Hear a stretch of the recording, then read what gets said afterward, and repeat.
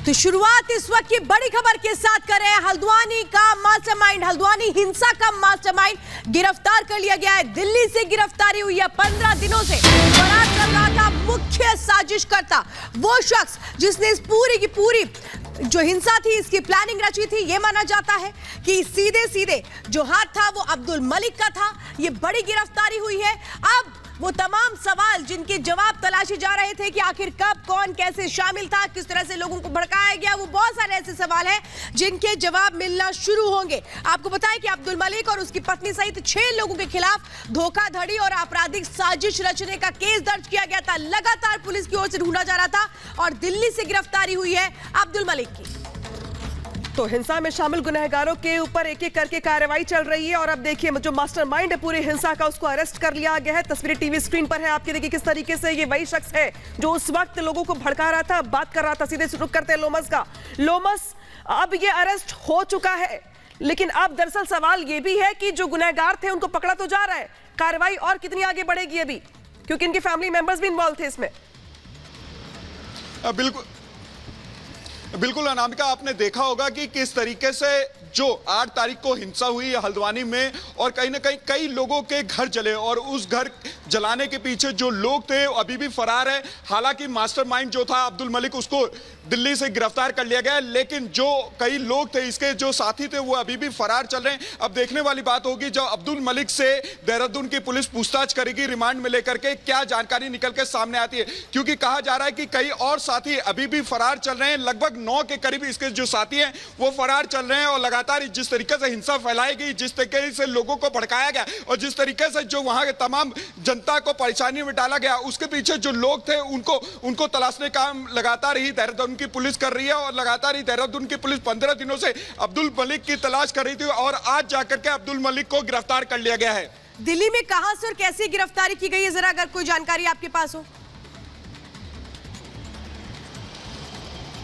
देखिए श्वेता, अभी पूरी बातें अभी जो कि देहरादून पुलिस है उसके द्वारा से स्पष्ट नहीं किया गया और देहरादून की पुलिस ने यह केवल सुनिश्चित किया है कि अब्दुल मलिक की गिरफ्तारी हो चुकी है। अब देखने वाली बात होगी, क्योंकि अब्दुल मलिक को श्रेय देने वाले कौन थे दिल्ली में और कौन उनकी मदद कर रहे थे, वो भी लगातार ही जो देहरादून पुलिस है उसको तलाशने का काम कर रही है और लगातार ही जो अब्दुल मलिक गिरफ्तार हुए हैं उनसे जानकारी निकालने की कोशिश कर रहे हैं कि अब्दुल मलिक जो दिल्ली के अलावा कहां जाकर के वो छुपे हुए थे। क्योंकि 15 दिनों का समय आपने देखा होगा, जो हल्द्वानी की हिंसा हुई थी लगभग 8 तारीख को हिंसा हुई थी और उस दौरान कहां बिल्कुल लोमस, अहम जानकारी दे रहे हैं आप। जिस तरीके से ये पूरी की पूरी घटना सामने आई है, इसके बाद से अब कार्रवाई का दौर चल रहा है और जो उसका मास्टरमाइंड अब्दुल मलिक उसको भी अरेस्ट कर लिया गया है। बढ़ते खबरों में आगे और बात करते हैं उत्तर प्रदेश पुलिस भर्ती परीक्षा को लेकर, जिसको लेकर मुख्यमंत्री योगी आदित्यनाथ ने आज बड़ा फैसला किया। मुख्यमंत्री योगी आदित्यनाथ ने पुलिस भर्ती परीक्षा को रद्द करने के साथ साथ 6 महीने के अंदर दोबारा परीक्षा करवाने का ऐलान किया है। साथ ही यह भी कहा है कि इसमें दोषी पाए जाने वाले लोगों के खिलाफ सख्त कार्रवाई की जाएगी। रिपोर्ट देखिए।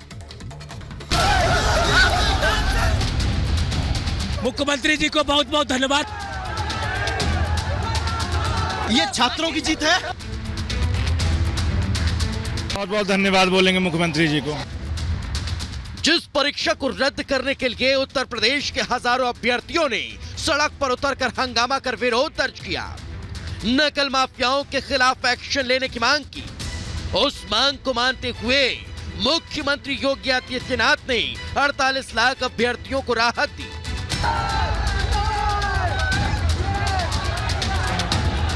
सीएम योगी आदित्यनाथ ने युवाओं के हित में फैसला लेते हुए कुछ दिन पहले हुए पुलिस में सिपाही भर्ती परीक्षा को निरस्त कर दिया, जिसके बाद अभ्यर्थियों में उत्साह और खुशी की लहर दौड़ गई।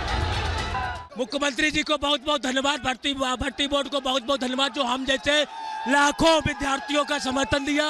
ये छात्रों की जीत है।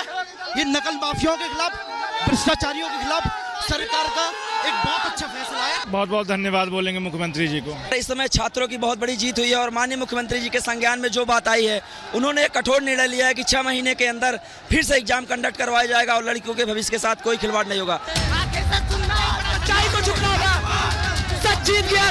योगी सरकार ने परीक्षा को कैंसिल करने के साथ कहा कि युवाओं की मेहनत बर्बाद नहीं होने दी जाएगी।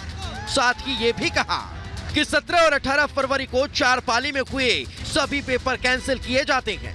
उन सभी एग्जाम को 6 महीने के अंदर दोबारा कराने के आदेश दिए।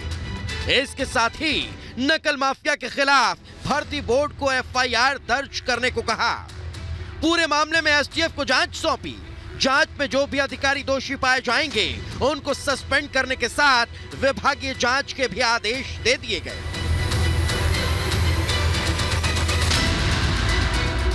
अपराधियों को मिट्टी में मिलाने वाले योगी आदित्यनाथ विद्यार्थियों के भविष्य से खिलवाड़ करने वाले नकल माफियाओं के खिलाफ सख्त हैं। इसलिए उन्होंने पेपर लीक गैंग के साथ सांठगांठ करने वाले अफसरों के खिलाफ कठोर कार्रवाई के आदेश दे दिए। Bureau report, Republic Bharat.